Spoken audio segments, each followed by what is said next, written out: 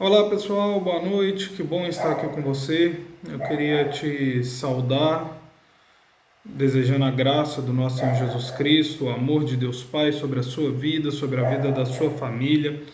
É muito bom estar aqui com você, é muito bom poder compartilhar da palavra de Deus com você, nesse momento difícil que a gente volta a viver, nesse momento onde nós estamos precisando mais uma vez parar aquilo que nós estávamos fazendo para entrar em certo confinamento, né, devido aos casos crescentes aí do coronavírus que estão ao nosso redor.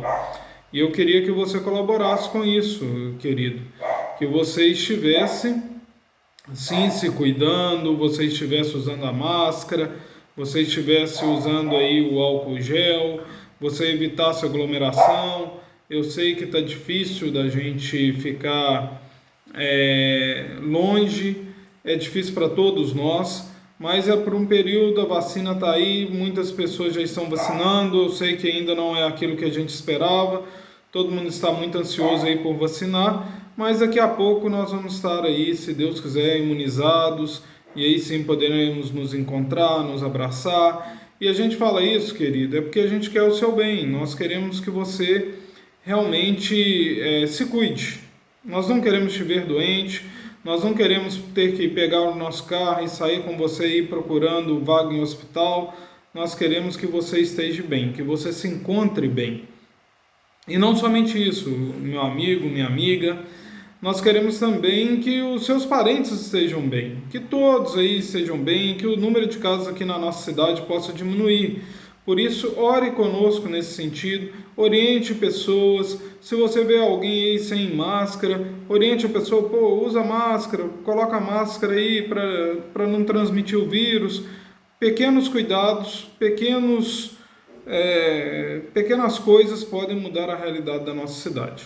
Faça isso e, se Deus quiser, daqui a pouco nós vamos estar aí bem, vamos estar nos encontrando. Bom, pessoal, mas eu também queria trazer outra informação a você. Primeiro, amanhã, na data do dia 8/3, o nosso prefeito ele estará aí assinando um decreto. Nós não sabemos ainda como esse decreto será, o que vai estar constando nesse decreto, mas o fato é, nós podemos ter que interromper as nossas celebrações presenciais mais uma vez. O número de casos, como eu já disse, vem crescendo na nossa região, na nossa micro-região, na nossa macro-região, e essas medidas estão se fazendo necessárias devido ao colapso do sistema de saúde. Então, pode ser que semana que vem nós estejamos somente fazendo a nossa transmissão online. E se assim for, eu queria que você continuasse nos acompanhando, ok? Através do nosso canal do YouTube. E nós também agora estamos abrindo um novo canal de transmissão. O canal de transmissão é o WhatsApp da nossa comunidade. Ele está no número 3885-2139. E você pode ali mandar o seu pedido de oração, você pode mandar ali aquilo que você tem necessidade, que nós vamos estar lendo, nós vamos estar acompanhando você em oração, ok? Então, não se esqueça, primeiro, no decorrer dessa semana, nós vamos te informar se nós vamos continuar com a celebração presencial, e também, no decorrer dessa semana, você pode fazer uso aí do WhatsApp para nos mandar o seu pedido de oração, e nós estaremos orando com você, nós estaremos orando por você, nós estaremos juntamente com você, mesmo nesses momentos difíceis, mesmo nesse momento de distanciamento, nós estamos procurando recursos para estar mais próximo a você da maneira que nós podemos, ok? Bom, pessoal, hoje eu queria conversar com vocês um pouco ainda sobre o assunto que nós estamos conversando, sobre tempos de recomeço. E eu queria falar com vocês sobre o recomeço a partir de uma nova direção. E para tanto, eu queria ler com vocês e conversar com vocês hoje sobre um texto, talvez conhecido por alguns, talvez já lido por outros, mas que talvez você não parou para refletir nesse texto. Então, minha proposta hoje é que a gente reflita na carta escrita aos Hebreus, capítulo 13. Hebreus, capítulo 13. E eu queria que você, se você tiver com a sua Bíblia aí, você abra a sua Bíblia. Se você não estiver com a sua Bíblia, que você acompanhe conosco a leitura desse texto através dos slides que vão estar aí no seu projetado aí, tá? Para que você acompanhe a leitura desse texto. Mas antes de nós lermos esse texto, é importante, como sempre a gente ressalta aqui, nós entendermos o contexto que esse texto é escrito. E Hebreus, toda a carta de Hebreus, ela é escrita em um momento que a igreja está passando uma grande dificuldade. Porque quando a carta de Hebreus é escrita, é um momento, principalmente ela é escrita com esse propósito, onde está acontecendo uma divisão dentro da igreja. Você tem aí pessoas que se converteram, pessoas que são cristãs, mas pessoas que são provenientes do judaísmo. Por outro lado, você tem um grupo que recebeu a palavra de Deus, que foi evangelizado, que ouviu da palavra de Deus, e esse grupo também está se convertendo, mas detalhe, esse grupo não é judeu.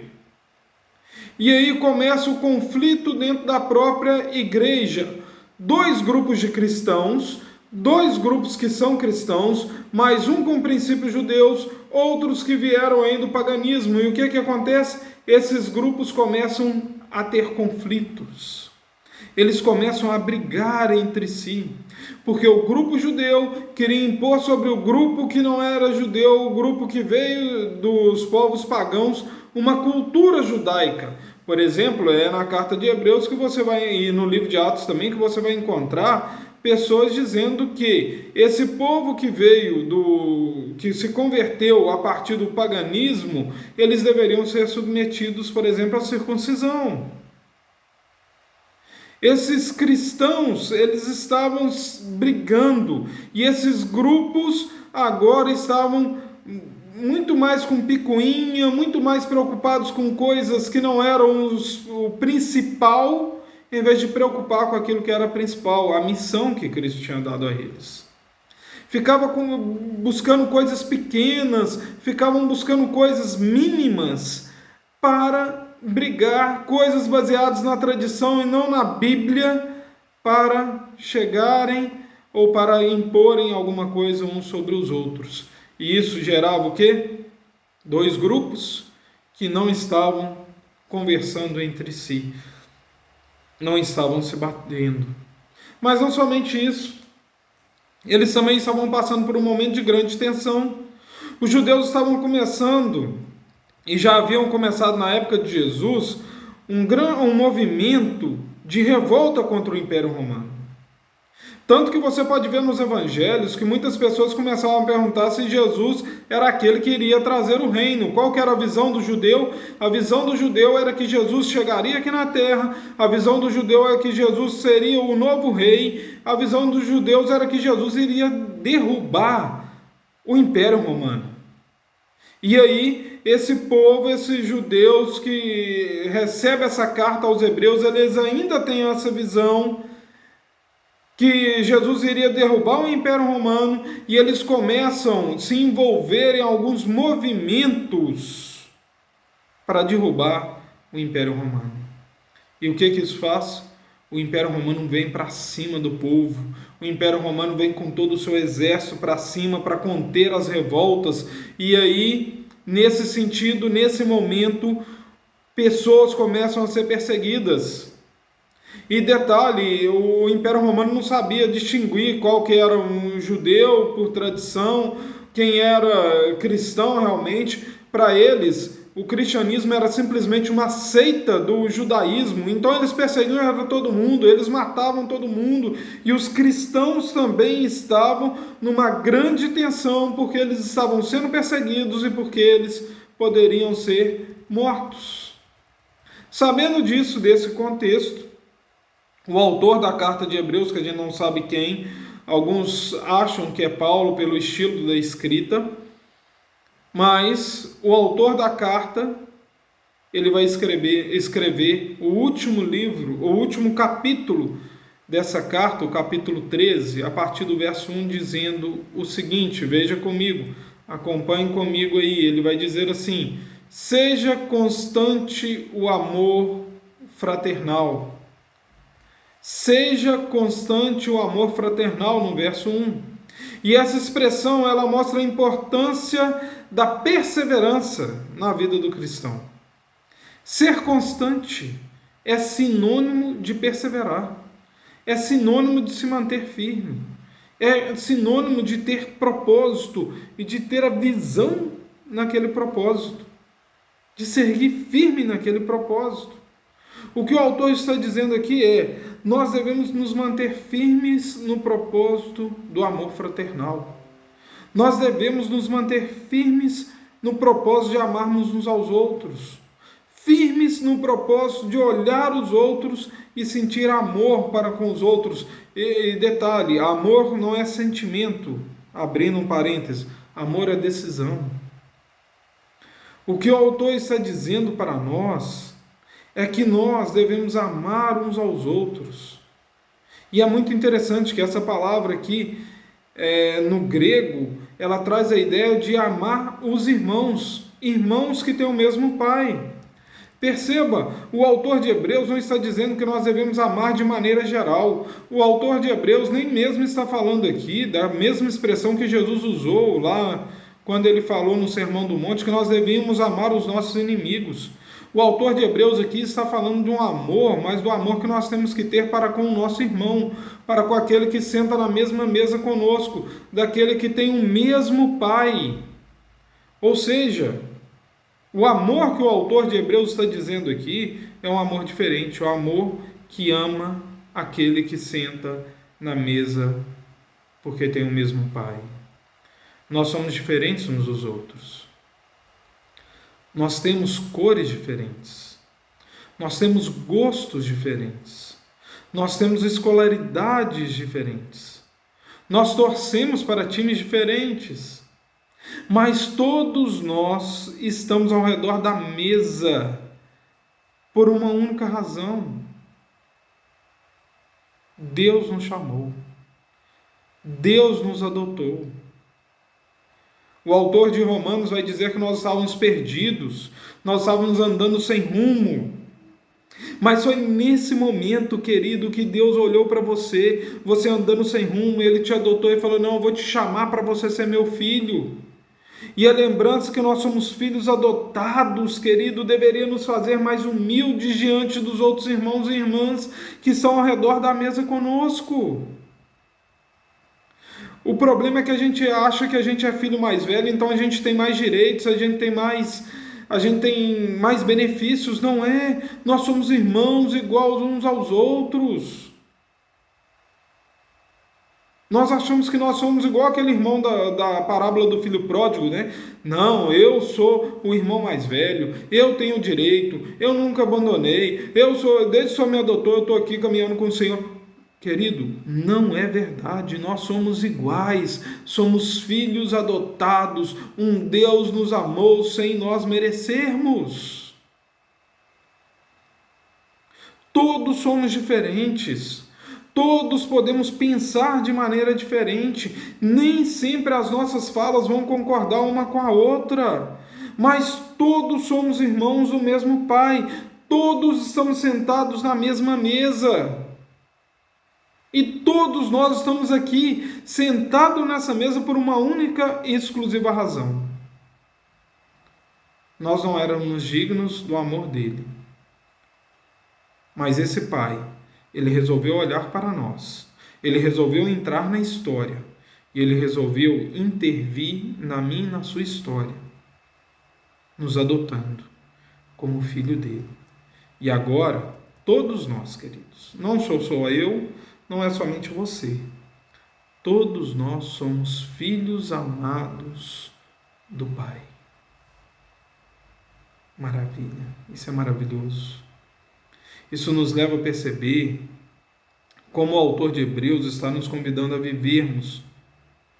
Porque onde a maioria diz para você odiar o que pensa diferente que você não deve se relacionar com aquele que pensa diferente de você, que você deve criticar aquele que pensa diferente de você. É que se você é da direita, você não pode se relacionar com o da esquerda, porque o da esquerda é de determinado partido, o da direita é de outro partido, e esses partidos não batem, que vocês devem se odiar, que vocês devem ficar discutindo e devem xingar um ao outro. O que o autor de Hebreus nos chama é, querido, querida, mesmo que seu irmão seja da esquerda e que você seja da direita, você não pode ficar criticando ele em rede social. Você não pode ficar criticando ele no público. Você não pode ficar falando mal dele porque ele pensa diferente de você. Você deve amar essa pessoa, você está ao redor da mesa com ele. Por isso, querido, querida, recomece primeiramente com o amor fraternal. Seja perseverante no amor fraternal. Ame. Persevere no amor. Agora, é interessante que esse é o resumo do que o autor de Hebreus quer apresentar no capítulo 13. Porque o capítulo 13 todo, nós não vamos ler ele aqui por questão de tempo, depois você vai poder ler no seu quarto de escuta, e eu te oriento que faça seu quarto de escuta.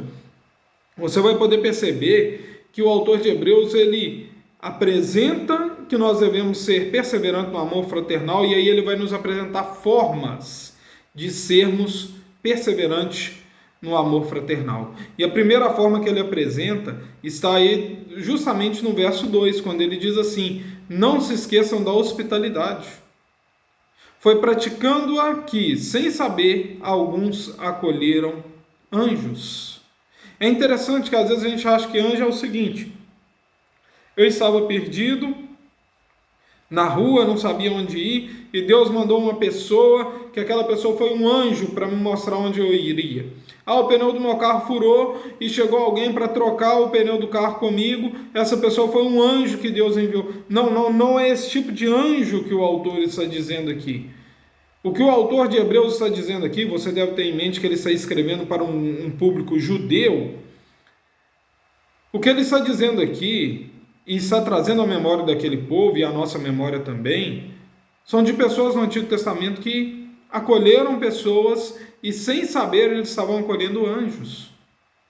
Por exemplo, Abraão, ele hospedou 3 homens sem saber que eles eram anjos. Ou, por exemplo, a história de Ló. Ló estava morando numa cidade chamada Sodoma, uma cidade perversa, uma cidade de imoralidade sexual muito grande, onde a imoralidade assim não se tinha mais aquele relacionamento sério, geralmente eram relacionamentos promíscuos. E agora o Ló recebe um homem. Ele estava sentado na porta da cidade, Ló. Quando esse homem vai entrar na cidade, Ló percebe esse homem, leva ele para a casa dele e coloca ele dentro de casa, e ali os homens de Sodoma tentam bater na porta, tentam arrombar a porta, porque queriam estuprar aquele homem, porque ele era muito bonito. E Ló chega a oferecer as suas filhas para que eles não fizessem isso com aquele homem. E aquele homem, na verdade, era o quê? Era um anjo. É isso que o autor de Hebreus está trazendo à memória desses homens. Ele está trazendo que homens, mesmo sem saber, eles foram alguém que acolheram pessoas no seu lar, e com isso eles estavam acolhendo anjos. E é por isso que o texto nos diz: não se esqueçam da hospitalidade. E aqui o termo hospitalidade, no grego, ele nos remete ao amor ao diferente, ao amor ao estranho. É interessante, dentro do amor daqueles que sentam na mesma mesa, porque o mesmo Pai, o autor de Hebreus, reforça a ideia de amar aqueles que pensam diferente. E agora sim, o termo hospitalidade, que estava ligado ao fato que naquele tempo não se tinha hotéis, naquele tempo não se tinha grandes pousadas, hotéis tinham sim, mas hotéis eram caros. Naquele tempo pessoas viajavam dependendo do compartilhar, do acolhimento das outras pessoas. E pessoas acolhiam esses viajantes, levavam para sua casa e compartilhavam o que tinham em casa para com essas pessoas. Isso nos traz o sentido do acolhimento, ou seja, a capacidade de acolher as pessoas na minha casa, o sentido de eu levar para comer em minha casa, até mesmo aquele que pensa diferente de mim, em questões que não são essenciais. Levar essas pessoas para dentro do meu lar. Quando eu levo alguém para o meu lar, eu estou levando alguém para a minha intimidade. Não há algo mais íntimo do que a sua casa. Acolhimento. Acolher aquele que é diferente, acolher aquele que pensa diferente, acolher aquele que tem uma história diferente, acolher aquele que tem dúvidas, acolher aquele que tem um nível de educação diferente do seu. Sabe qual que é o problema, gente? O que nós temos visto, e eu confesso, até mesmo eu já fiz, a gente acha muito mais fácil distanciar aquele que pensa diferente. Infelizmente, queridos, isso já aconteceu na nossa comunidade. E como é triste lembrar disso. Acolher é uma demonstração de amor que faz da igreja uma comunidade. Acolher é uma das marcas que faz homens e mulheres serem reconhecidos como cristãos. Como é triste como a gente deixa, ou quando a gente deixa de acolher. Se nós queremos ser uma comunidade, como a gente se chama, a gente precisa de acolher as pessoas. A gente precisa ser hospitaleiro. A gente precisa de levar pessoas para dentro da nossa casa, para comerem e desfrutarem daquilo que a gente tem da nossa família. Ainda, segunda forma que o autor nos apresenta está aí no verso de número 3. Ele diz assim: lembrem-se do que estão na prisão, como se aprisionados com eles, dos que estão sendo maltratados, como se fossem vocês mesmos que o estivessem sofrendo no corpo. E veja só que interessante, pessoal. Por duas vezes ele fala como se estivesse aprisionado com eles, como se estivesse sendo maltratado com eles. Percebeu? Como se. O que o autor de Hebreus está nos convidando aqui a desenvolver? Simples. A empatia. A empatia é a capacidade de sentirmos a dor do outro, a capacidade de me identificar com o que o outro está passando, a capacidade de me identificar com a dificuldade do outro. É lógico, pessoal, o autor de Hebreus está apontando aqui para pessoas que estavam sendo perseguidas, pessoas que estavam sendo maltratadas, pessoas que estavam sendo presas por causa da perseguição. Exemplo de alguém que estava sendo preso, olha aí o verso de número 23 de Hebreus capítulo 13. Ele diz assim: quero que saibam que o nosso irmão Timóteo, aquele mesmo, o pastor, lá das cartas de Paulo ao Timóteo, ele foi posto em liberdade. Se ele chegar logo, irei vê-los com ele. Veja só, querido, Timóteo estava preso. E o autor de Hebreus diz: pessoal, sinta a dor do outro. Tenha o mesmo sentimento que há naqueles que são presos e que estão sendo perseguidos. Não ache que porque você não foi preso e perseguido, que você não tem que sofrer. Sofra com aquela pessoa. Agora, pessoal, existem 3 modos de nós termos empatia para com as pessoas. Tem gente que é assim. A empatia que ele desenvolve é mais ou menos assim: morreu alguém da família do irmão, ele começa a pensar assim: nossa, como é doloroso perder alguém querido, nossa, como dói perder um ente querido, nossa, como é ruim perder alguém querido, nossa, dói. Aí ele fica pensando, e de repente esse pensamento passa e ele toca a vida. Vai embora. Mas há um segundo modo de você sentir empatia para com a pessoa. Você recebe a notícia que alguém está ruim, você recebe a notícia que alguém perdeu um ente querido, Então você começa a pensar assim: nossa, como é doloroso perder alguém querido, como é ruim perder alguém que a gente ama, como é ruim, como é triste, como é doloroso a gente perder alguém que a gente ama. E aí o que você faz? Você se move em direção daquela pessoa, vai ali, abraça aquela pessoa, chora com ele e derrama as lágrimas com aquela pessoa. E depois que termina aquele momento, você dá um tapinha nas costas dele e fala assim: olha, tchau, vou embora. E aí você acha assim: não, eu senti empatia por aquela pessoa. Mas existe um terceiro modo. E aí eu acho que é o terceiro modo que o autor de Hebreus nos convida a desenvolver. Porque para mim o terceiro modo ele engloba os outros dois, mas ele vai um pouco além. O terceiro modo ele envolve você ouvir a notícia ruim, não, alguém perdeu um ente querido, você pensar, nossa, como dói perder um ente querido. Ele engloba também o segundo aspecto de você ir até aquela pessoa, de você chorar naquele momento com aquela pessoa, de você se derramar, de você se colocar no lugar daquela pessoa, mas ele vai além. Ele não somente chora naquele momento, ele começa também a cuidar daquela pessoa.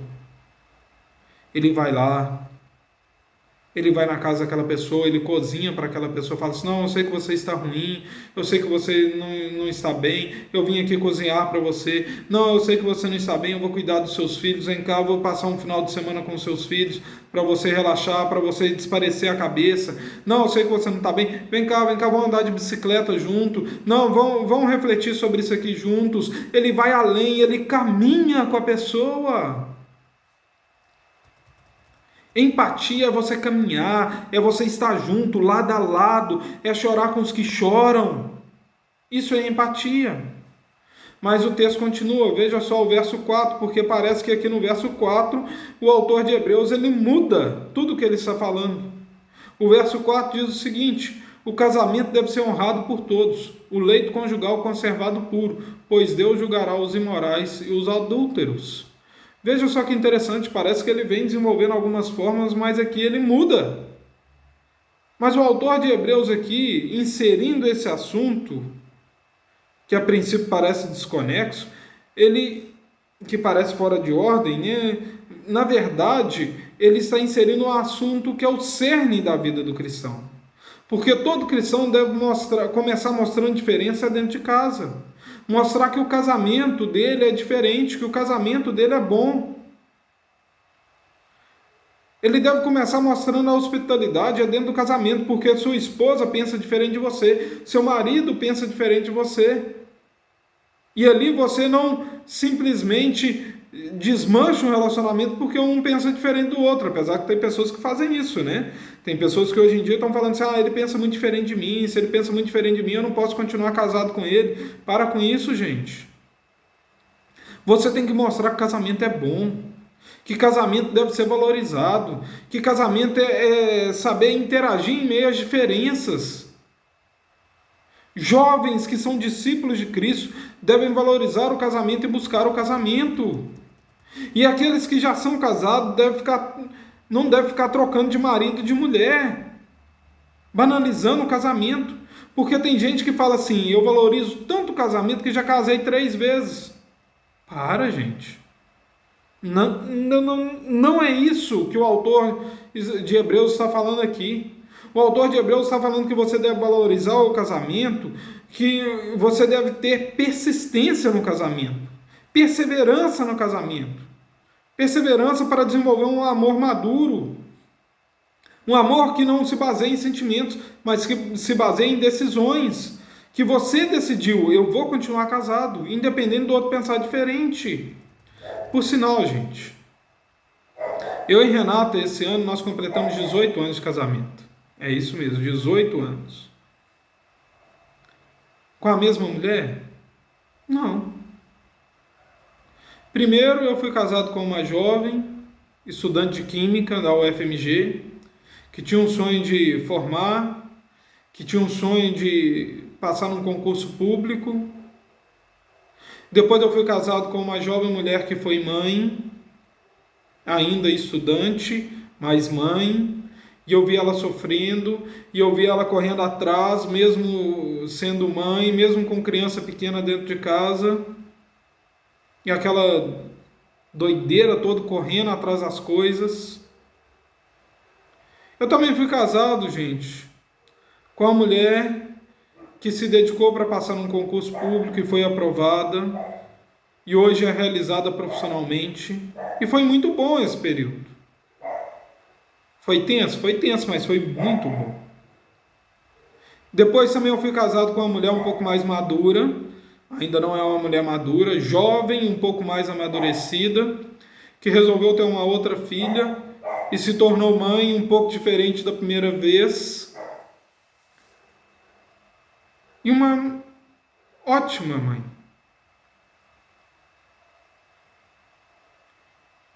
Ou seja, pessoal, em 18 anos, eu fui casado com no mínimo 4 mulheres diferentes. E tudo foi muito bom viver esse período com ela. E eu não consigo ficar com a mesma pessoa, eu não consigo entender pessoas que falam assim que não conseguem ficar com a mesma pessoa 18, 20, 30 anos.